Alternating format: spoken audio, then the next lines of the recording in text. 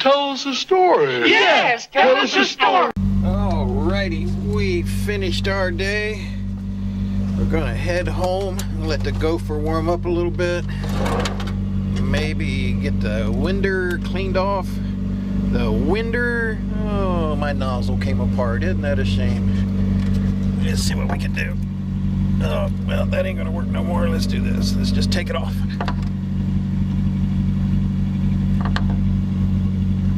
Yeah. Oh, look at that. It's like downtown.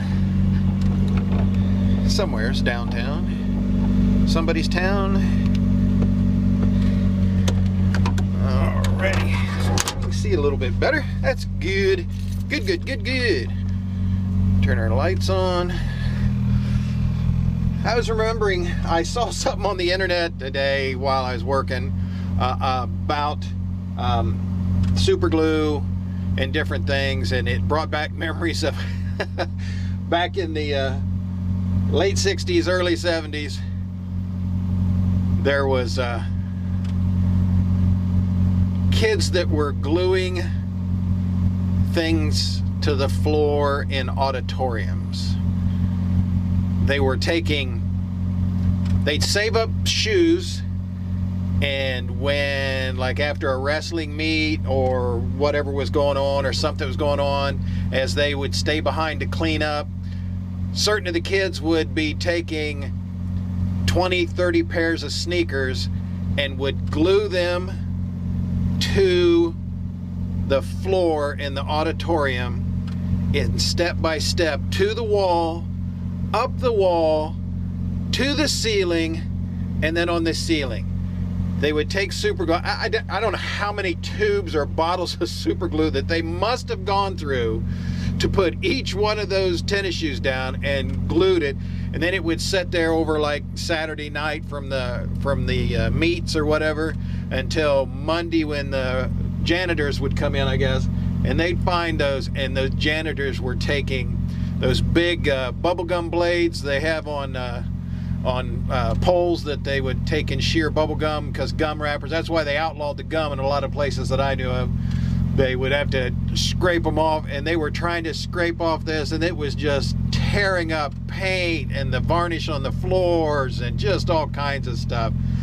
Well, I can remember there was a couple of times that they put chairs. They would take a chair, and they didn't have back then they didn't have the drop ceilings. They had basically the same wood you had on the floor was on the ceiling.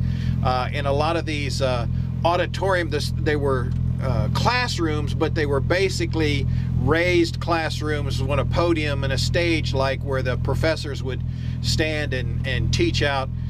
They would take these chairs, the ones that have the arms on the fold down arms and stuff, and they would take the chairs that had the large tabs, the feet on them, and they'd clean those and stick them to the hardwood ceilings. So they'd take 4 or 5 of these chairs, and they'd be sticking from a hardwood ceiling. When you come in, they'd be in the classroom and stuff. I just thought, you know, I had made mention a little bit while back about children being bored. Dude, when you can't let your kids get bored. You got to do something with them. I couldn't imagine the creativity of today just punching away at some Game Boy or tablet or whatever to what it would have been like back then. That's just, I mean, those are mind burners, but I don't see any creativity. That was creative. You gotta feed them something, but that was creative. I mean, destructive? Yeah, but it was creative to think about things like that. Now, I remember what I did. Well, I don't want to say I came up with it, but something that was going around early on, we would take quarters and lay them on the edge of these big, they were work area tables and stuff. They were made out of some type of material that you drop ass. If you drop ass on them in the laboratories, in the biology classes or chemistry classes, that you used to have real stuff back then. If you drop it, then it wouldn't eat through them. You had time to wipe it up and whatever.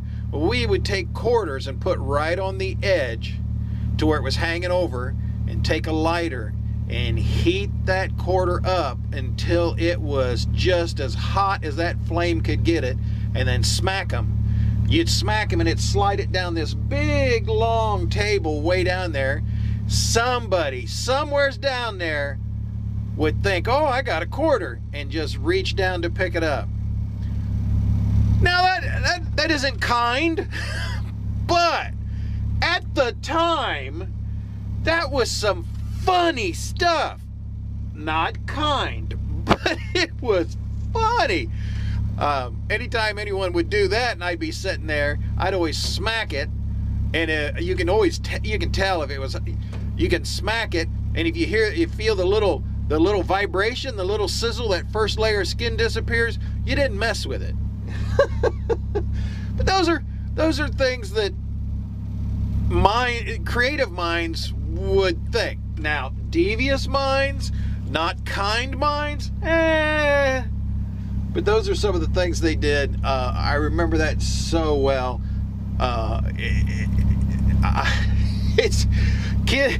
Folks, let your kids be creative. I see that's one of the things that I really detest about a lot of the things is they've done away with art classes, they've done away with music classes, they've done away with machine classes, welding classes, automotive classes. They've done away with so much that the kids are programmed just to sit there and chat and do whatever and things on the internet. I just give them something physically tactile, something that makes them able to know the abilities of their bodies and minds instead of just that. Now, I'm not saying take it away. I know progression. I know all this about technology, and you're going to need it and all that stuff. But when you take away the ability to people to use their eye-hand coordination, well, you do some eye-hand coordination, but I mean physically do that and see what you can build, what you can do, and everything. I just think that we're losing something, and maybe it'll come back in another way. I don't know. Maybe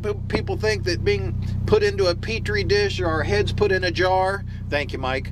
Our heads put in a jar, and that's all we need, and we'll have our brains or our identities or our digital readout from our brainwaves put into some type of body sometime, a mechanical android, whatever. Yeah, okay, whatever. I'm not going to be here. And I'm thankful for that. Even in this old beat up, decrepit, broke down body, I'd much rather be this than that. As of now. Now, when the time comes for it to all check out and they say, hey, we could give you another 50 years to just put your brain in this machine, I might think about it. Maybe. Because if it didn't work, then I figure I could just unplug myself. So we're going to get going. We're going to get home. We're going to see what's happening out there. Maybe take a little bit of a ride. Let's ride. Would you like to take a trip to a land you've never been to before?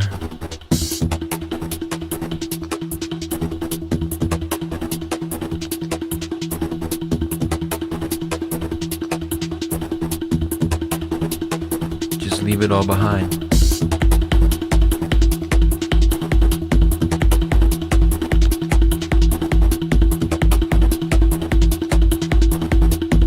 Take a trip.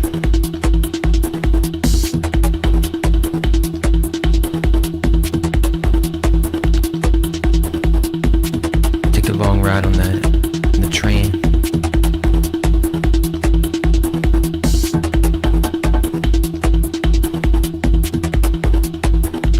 Would you like to take a trip to a land you've never been to before?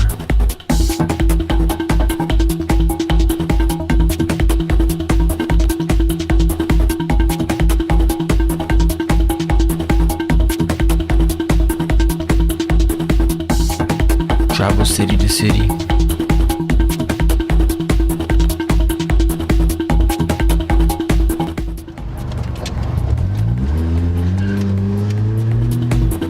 Destination unknown.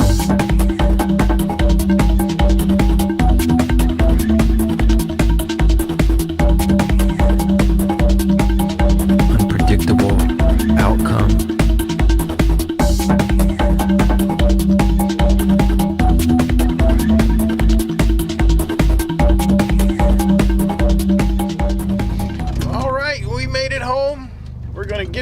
get some rest, get some chow, get some sleep.